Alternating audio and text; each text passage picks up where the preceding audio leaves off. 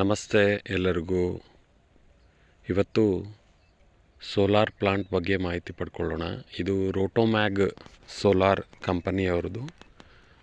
ತುಂಬ ಚೆನ್ನಾಗಿ ಕಾರ್ಯವನ್ನು ನಿರ್ವಹಿಸುತ್ತೆ. ಈ ಥರ ಮೋಡ ಇದ್ದ ವಾತಾವರಣದಲ್ಲೂ ಸಹಿತ ಮಟ್ಟಕ್ಕೆ ನೀರನ್ನು ಸಪ್ಲೈ ಮಾಡುತ್ತೆ. 4 ಎಕರೆಗೆ ಅಟ್ ಎ ಟೈಮ್ ನಾವು ತೆಂಗಿನ ತೋಟಕ್ಕೆ ನೀರನ್ನು ಹಾಯಿಸ್ತಾ ಇದ್ದೇವೆ. ಇದು 7.5 HP ರೋಟೋಮ್ಯಾಗ್ ಸೋಲಾರ್ ಸಿಸ್ಟಮ್. ಬೆಳಗಿನ ಸ್ವಲ್ಪ ಬೆಳಕಿದ್ದರೆ ಸಾಕು, ಅದಕ್ಕೇನು ಬಿಸಿಲು ಬರಬೇಕಂತಿಲ್ಲ. ಎಲ್ಲ ಗಿಡಗಳಿಗೆ ಈ ಮಟ್ಟದ ನೀರಿನ ಪೂರೈಕೆಯನ್ನು ಮಾಡುತ್ತೆ. ಬೆಳಗ್ಗೆ ಒಂದು 6:45ಗೆ ಶುರುವಾದರೆ ಸಂಜೆ 6 ಗಂಟೆಯವರೆಗೆ ಈ ಫೋರ್ಸ್ನ ನೀರನ್ನು ನಾವು ತೆಗೆದುಕೋಬೋದು. ಇದಕ್ಕೂ ಹೆಚ್ಚಿನ ಫೋರ್ಸ್ ಬರುತ್ತೆ ಮಧ್ಯಾಹ್ನ ಆದಂತೆ. ಆದರೆ ಬೆಳಗಿನ ಸಮಯದಲ್ಲೇ ಈ ರೀತಿ ಬರೋದನ್ನು ನಾವು ಕಾಣ್ಬೋದು. ನೀವೆಲ್ಲ ನೋಡ್ತಾ ಇದ್ದಿದ್ದೀರಿ, ಸೂರ್ಯನ ಜಳ ಇಷ್ಟೇ ಇರತಕ್ಕಂಥದ್ದು. ಆದರೂ ಈ ಮಟ್ಟದ ಫೋರ್ಸನ್ನು ನಾವು ಈ ನೀರಿನಲ್ಲಿ ಕಾಣ್ಬೋದು. ಸೊ ಇದಕ್ಕೂ ಹೆಚ್ಚಿನ ಫೋರ್ಸ್ನಲ್ಲಿ ಇದು ನೀರನ್ನು ಸಪ್ಲೈ ಮಾಡುತ್ತೆ. ಮತ್ತು ಒಳ್ಳೆ ಚೆನ್ನಾಗಿ ಕರೆಂಟನ್ನು ಈ ಪ್ಲೇಟ್ಗಳು ಜನ್ರೇಟ್ ಮಾಡುತ್ತೆ.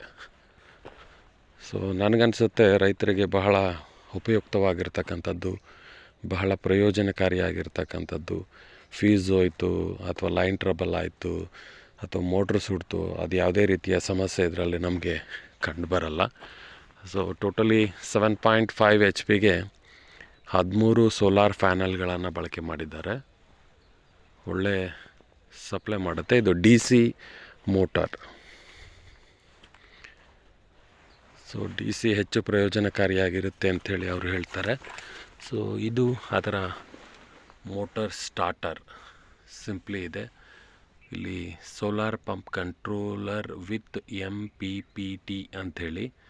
ಸೊ ಇದರಲ್ಲಿ ಎಷ್ಟು ವೋಲ್ಟೇಜ್ ಜನ್ರೇಟ್ ಆಗ್ತಾ ಇದೆ ಮತ್ತು ಇದು ಇರತಕ್ಕಂತಹ ಸ್ಥಳ ಯಾವುದು ಅಂತ. ಇವಾಗ 6750 ವ್ಯಾಟ್ ಜನ್ರೇಟ್ ಆಗ್ತಾ ಇದೆ. ಸೊ ಮ್ಯಾಕ್ಸಿಮಮ್ 7650 ಇದೆ. ಬಟ್ ಒಳ್ಳೆ ಕರೆಂಟನ್ನು ಜನ್ರೇಟ್ ಮಾಡಿ ಕೊಡ್ತಕ್ಕಂಥದ್ದನ್ನು ನಾವು ಕಾಣ್ಬೋದು.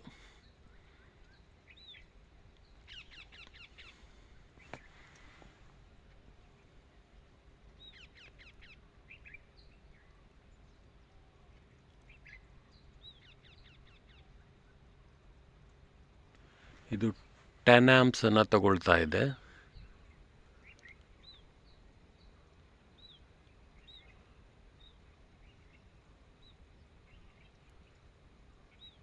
ಹಾಗೆ ವ್ಯಾಟ್ ತೋರಿಸ್ತಾ ಇದೆ, ಎಷ್ಟು HP ಮತ್ತು